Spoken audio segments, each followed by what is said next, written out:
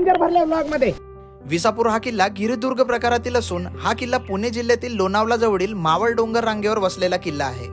विसापूर हा किल्ला जवळच असणाऱ्या लोहगड किल्ल्याला जोडलेला आहे.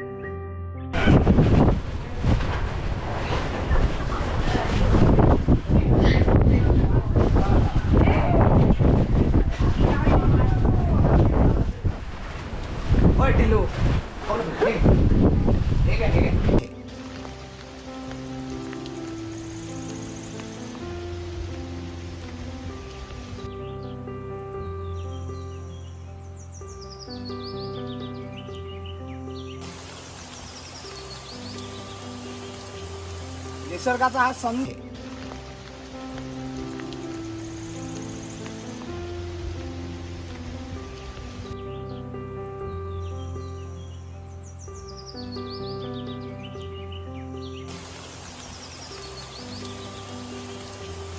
निसर्गाचा हा सण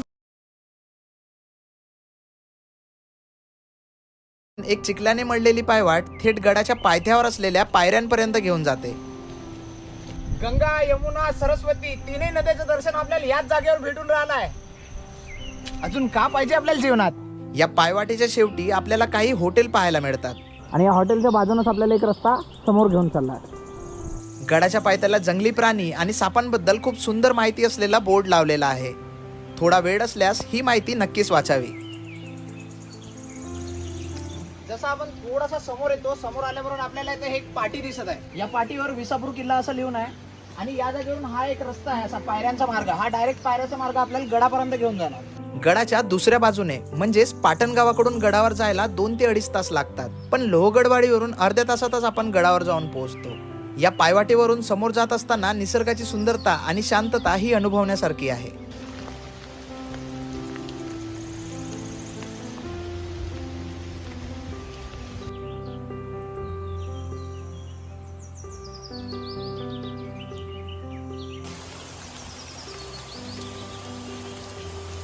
निसर्गाचा हा सुंदर रूप. थोड्या समोर जाताच आपण जाऊन पोहोचतो दुकानाजवळ. थोडंसं समोर आल्यानंतर आपल्याला बघा असा आजूबाजूला का दिसत आहे, 2 छोटेसे दुकानं. आणि हे दुकानं, या दुकानापासून आपल्याला एकदम रस्ता अजून सरळ जाताना दिसत आहे, जो डायरेक्ट गडावर नेईल. हा रस्ता एकदम सरळ असून इथे रस्ता चुकण्याचे अजिबात चान्सेस नाहीत. पाण्याची सुरुवातच या जागेपासून दिसत आहे.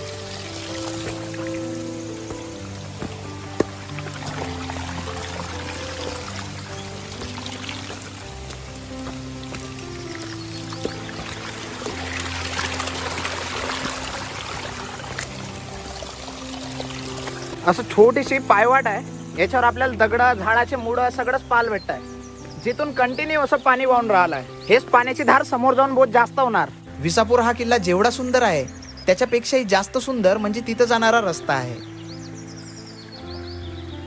या जागेवर एक पाण्याचा टाका पाहायला भेटत आहे.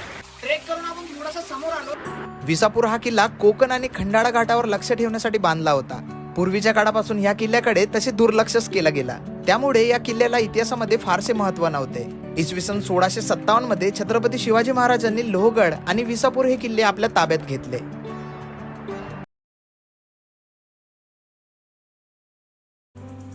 जसं आपण या पाण्याच्या टाक्याजवळून थोडंसं समोर आलो, समोर आल्यामुळे बघा ऍटमॉस्फिअर पूर्ण क्लिअर झालाय. आजूबाजूची पूर्ण धुकं गेले आहे आणि याच्या कारण आपल्याला समोर धबधबे पडताना दिसत आहे ना. आता पाण्याचा प्रेशर पाहायला भेटणार. ओरिजिनल मजा इथं आहे. एकदा का पाण्याचा टाकं पार झाला की आपल्याला पाहायला मिळते धबधब्या स्वरूपात असलेली सुंदर पाण्याची पायवाट.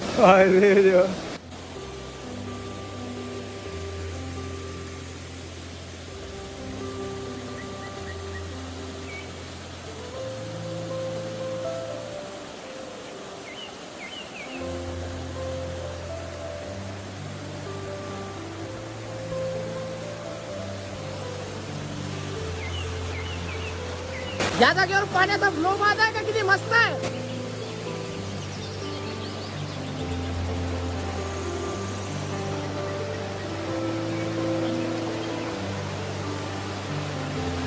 आपण पूर्ण सेफ्टी प्रिकॉशन घेऊनच समोर चाललो आहोत.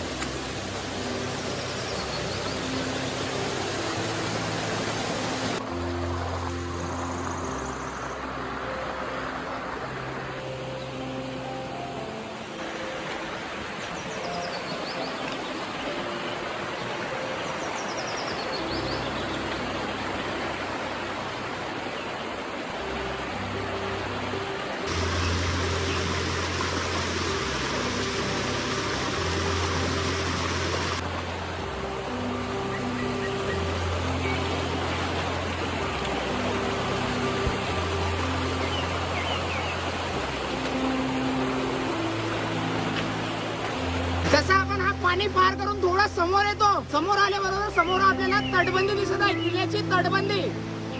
हे बघा, आपल्या पाठीमागे जे दिसत आहे हे किल्ल्याची तटबंदी आहे. आणि इकडे आपल्याला एक बुरुज दिसत आहे. लोहगडच्या साईडला असलेला हा बुरुज आहे. पाहता पाहता पाऊस पण सुरू झाला. हा पाऊस जर जास्त वाढला तर आपल्याला इथून रिटर्न उतरताना थोडा त्रास होऊ शकते.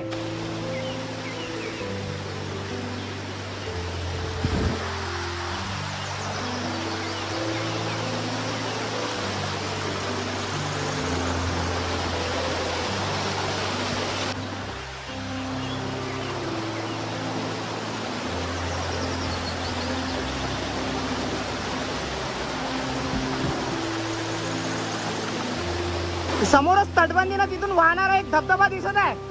जवळपास 20 मिनिटाची ट्रेकिंग केल्यानंतर आपण येऊन पोहोचतो गडाच्या तटबंदीजवळ. विसापूर किल्ल्याच्या दोन्ही बाजूला जिथं पाटणगाव आणि लोहगडवाडी या दोन्ही बाजूने याल तर आपल्याला असा धबधब्यासारखा रस्ता पाहायला भेटते. या रस्त्यावर आपल्याला असे दगड पाहायला भेटत आहे. हे जे दगड दिसत आहे हे दगड एकदम शेप मध्ये दिसत आहे, म्हणजे चौकोन आकाराचे. याचा अर्थ समजत आहे का की पहिल्याच्या काळात या जागेवरून पायरी मार्ग होता ना, कालांतरानं हा पायरी मार्ग तुटला आणि तुटलेल्या ज्या पायऱ्या होत्या याच्या दगड या रस्त्यावर आपल्याला पाहायला भेटत आहे. जर या किल्ल्याचं प्रॉपर संवर्धन झालं तर या रस्त्यावर एक प्रॉपर पायरी मार्ग पाहायला भेटल.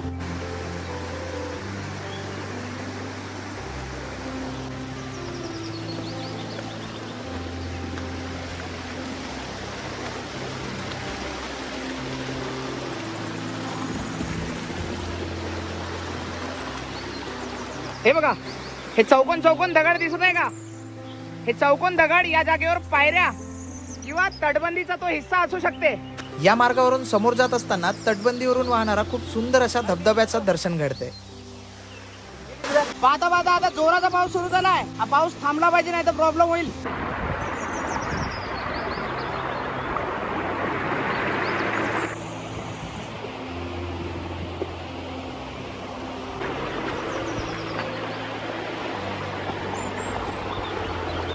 केवळ मात्र अर्ध्या तासातच ट्रेकिंग करत आपण येऊन पोहोचलो गडाच्या सर्वोच्च भागावर, जिथे धान्य कोठार पाहायला मिळते. आणि फायनली अशा प्रकारे आपण येऊन पोहोचलो आहोत लोहगडवाडीच्या मागच्या बाजूला. विसापूर हा किल्ला कोकण आणि खंडाळा घाटावर लक्ष ठेवण्यासाठी बांधला होता. पूर्वीच्या काळापासून ह्या किल्ल्याकडे तसे दुर्लक्षच केला गेला. त्यामुळे या किल्ल्याला इतिहासामध्ये फारसे महत्व नव्हते. इसवी सन 1657 मध्ये छत्रपती शिवाजी महाराजांनी लोहगड आणि विसापूर हे किल्ले आपल्या ताब्यात घेतले.